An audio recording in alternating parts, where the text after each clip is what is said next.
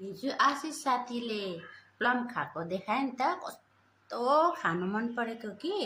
अनि बजार गएर चाहिँ सोधेको कि हेर्नु यति 4टा, यो त 3टा अघि एउटै खाइहालेँ मैले, 4टाको नि 60 रुपिस अरे, 60 200 रुपिस अरे। अनि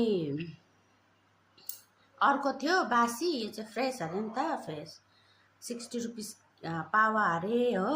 अन्त अर्को चाहिँ अब 2-3 दिन अगाडिको होला नि त, त्यो चाहिँ 50 रुपिस पावा अरे। अन्त मलाई चाहिँ फ्रेस मनपर्छ नि त, बेसी पाकेको मन पर्दैन। अनि मैले अघि एउटा चाहिँ खाएँ 4टाको 60 रुपिस, हेर्नुहोस्।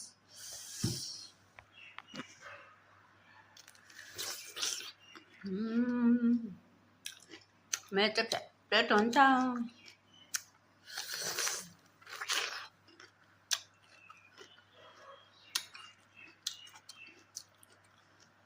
कस्तो मनपर्छ।